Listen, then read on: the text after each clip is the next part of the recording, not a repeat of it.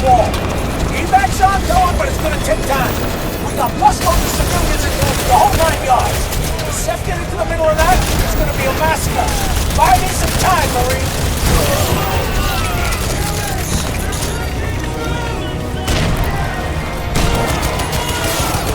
Cyclops 1, dusting off. We're out of here. This is Cyclops 3, we sustained some heavy damage. Can't be around here long. Understood, Cyclops.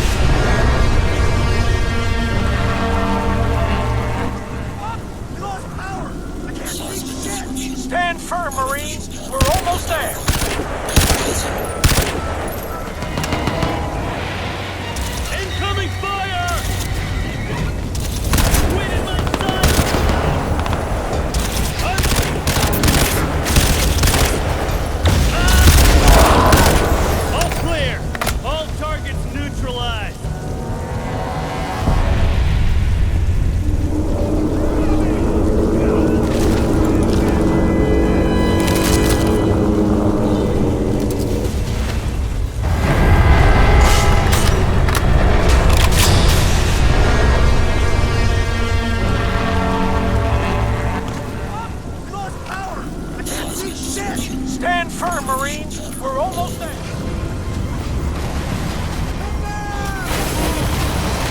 Alcatraz, you know what to do. Fire the time.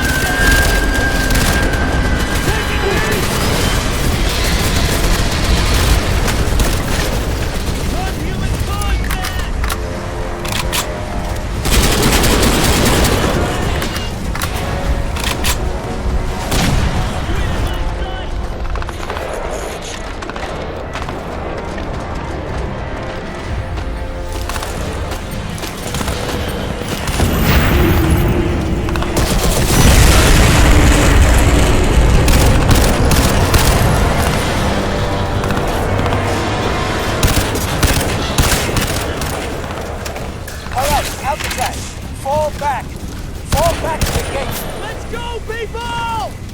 We're out of here. Let's go. Let's go!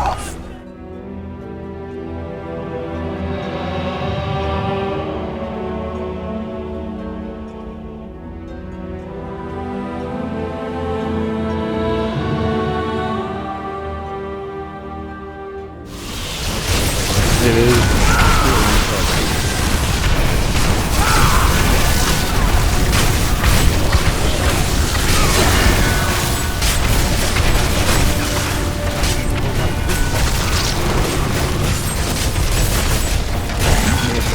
Ready yet. I will not be denied. More fury. Not ready yet. More time. I need fury.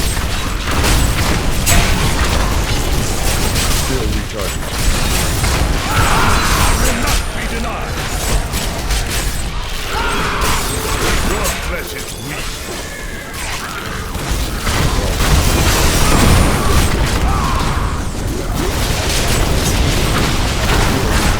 I don't think I thought I was going to do that before either.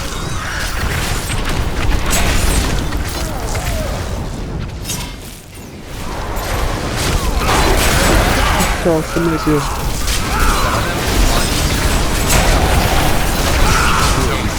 Not enough fury. I think it's sort of like you have a heavy fight. Jump down!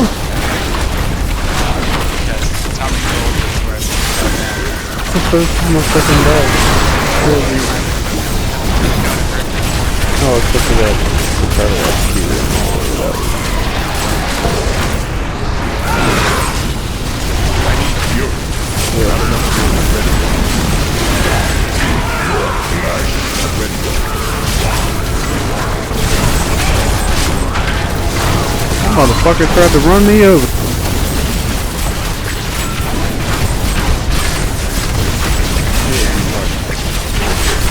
Wow. What the fuck is that? Oh, finally getting those non-crowd controlling achievements.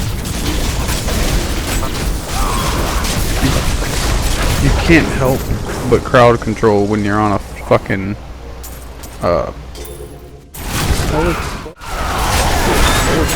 Guide my hand.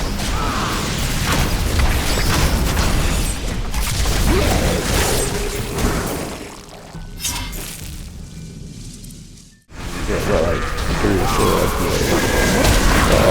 I've not enough fury.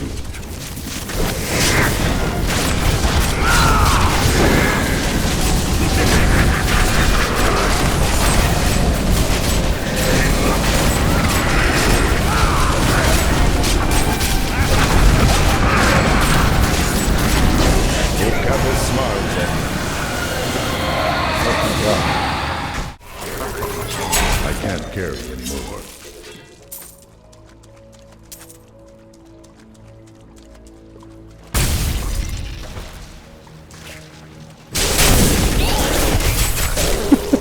That was sweet the way that worked. Conduit to a conduit. My pack is full. Yeah, and then a shrine. Explosive blast, like the damage thing that I was talking about, had 39% explosive blast, 72% fire. Usually it would be 1.72 times 1.39 times your weapon percent damage. Instead of the multiplier like that, which you get a crap ton of extra damage, it's just going to be 1.72 plus 1.39 and then time. I need fury.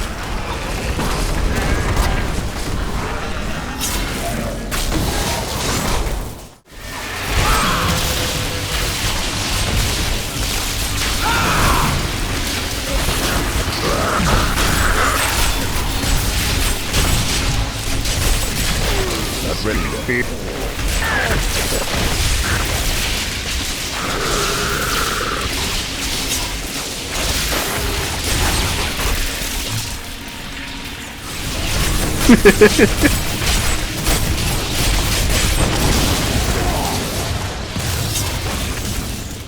Stand before me. I enjoyed that. Not ready yet. Oh, I heard a legendary and it dropped like a mile away somehow. You wilt against How my the fuck blows. is that? Need more time. It looks like those homing patches you got. Yeah, it is. Hang on, let me hang up a little bit.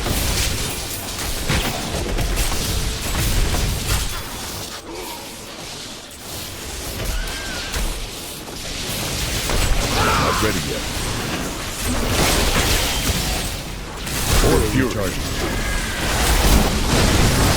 I'm really glad that they still have these stupid imp shamans and stuff in this game like they did in Diablo 2. They were so fucking annoying back in the day, but it's so nostalgic seeing them running around rezzing all the lamps again. Yep. I like smashing quick. Hate taking targets.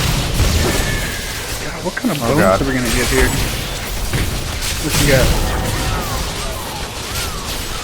Being hurt.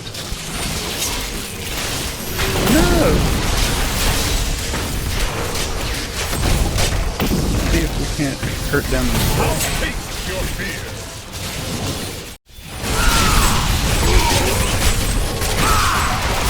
There's so much yelling. Rawr! So much death, like we just destroyed them guys. Like we all use cooldown.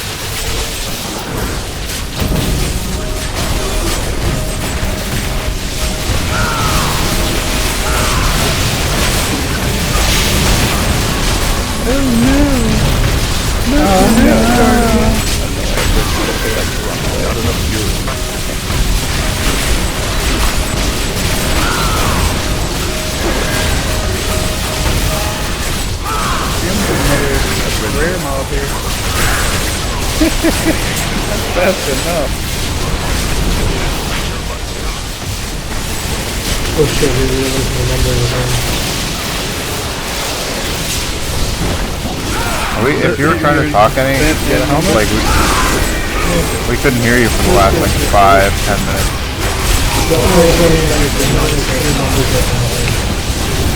Oh.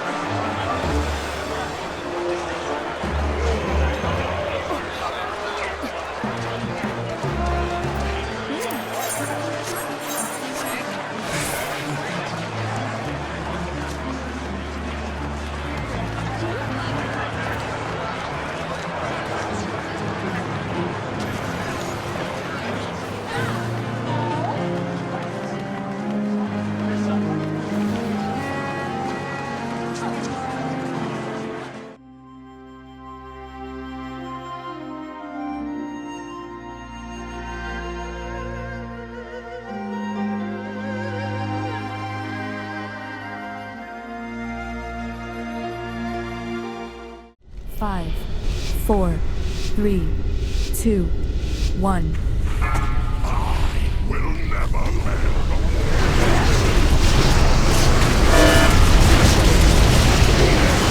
Death sentence coming.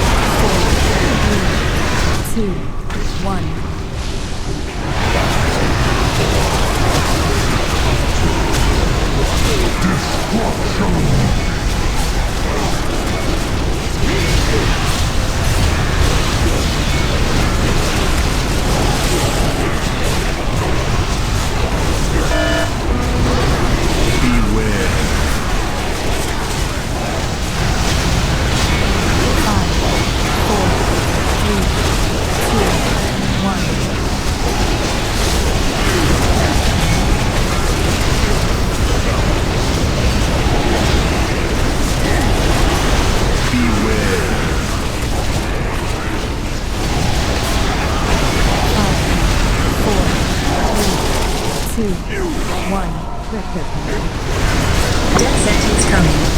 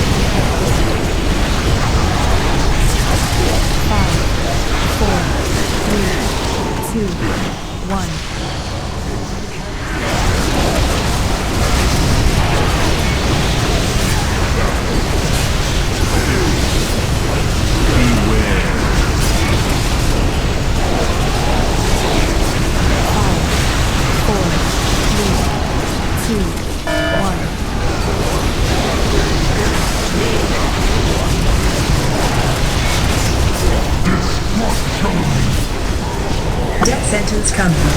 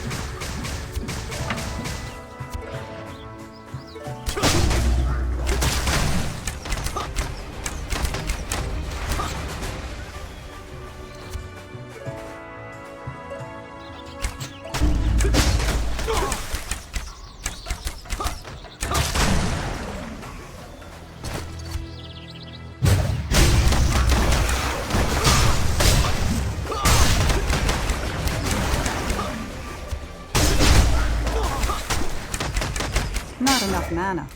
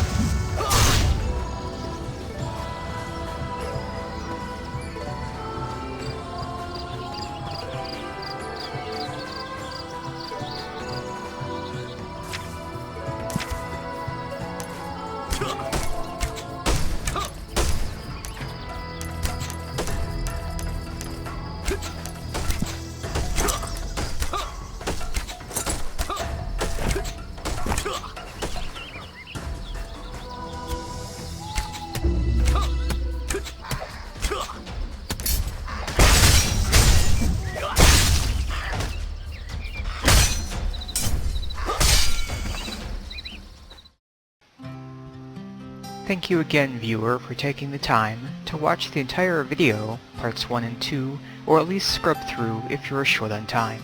We now come to the final wrap-up conclusion notes on the Fraps for Shadowplay comparative video. As can be seen here, I've chopped together a very simple graph where we'll be using line bars to indicate overall frames per second from Fraps and Shadowplay, along with the frame rate hit from each program.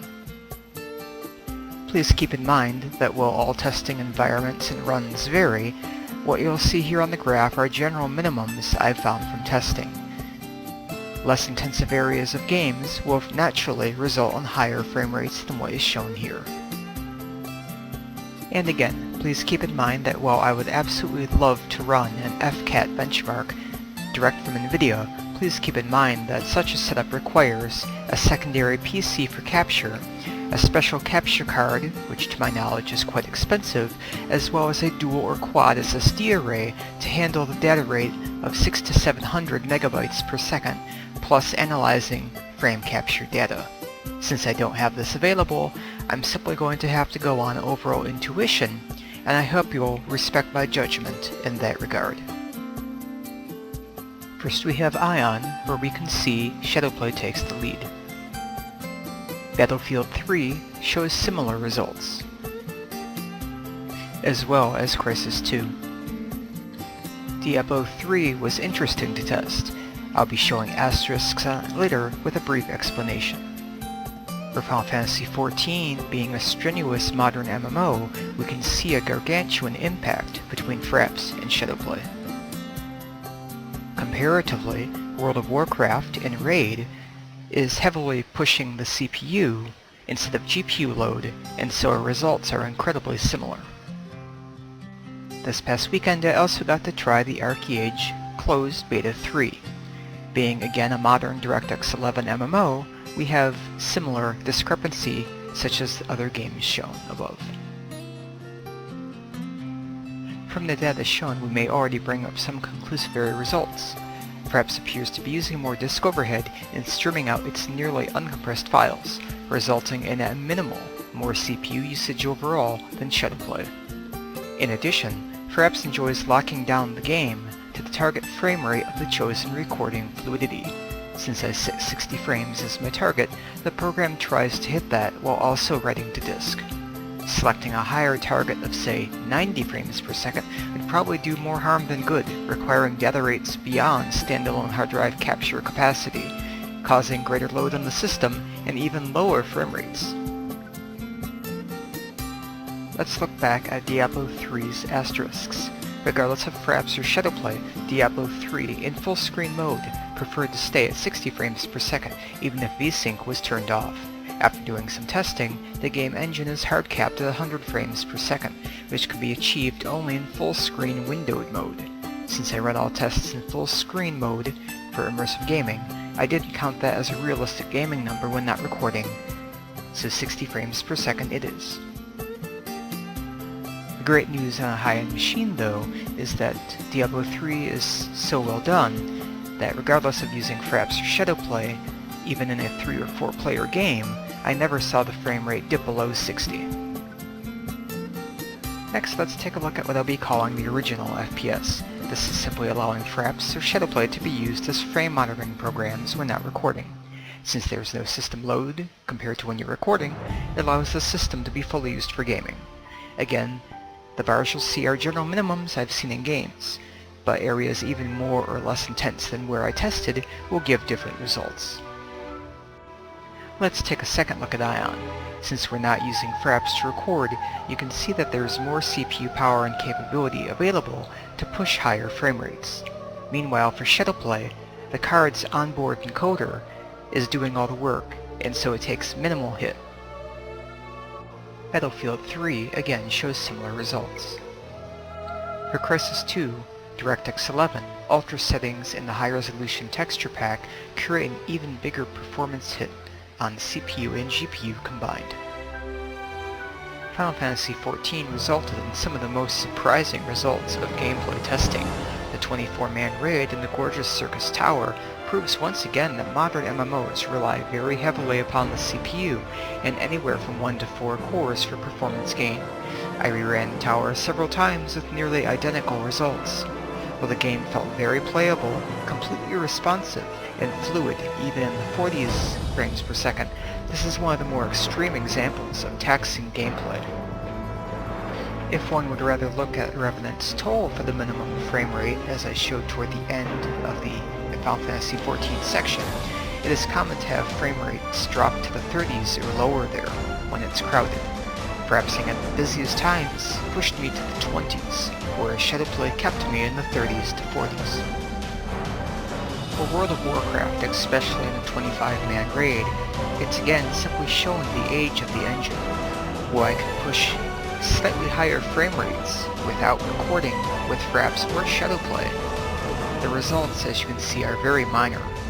But again, keep in mind this is a 25-man raid with tons of effects going on. Frame rates for 10-man raids, general field and exploring, and almost anywhere else in the game are far above 60 frames per second, approaching 100 or greater depending on the zone. Also, rumor has it that in Warlords of Draenor for the upcoming expansion, a radical rebuild and optimization of the engine is taking place. Beta footage has already shown much higher frame rates than in Mists of Pandaria. Finally, we wrap up with Archeage.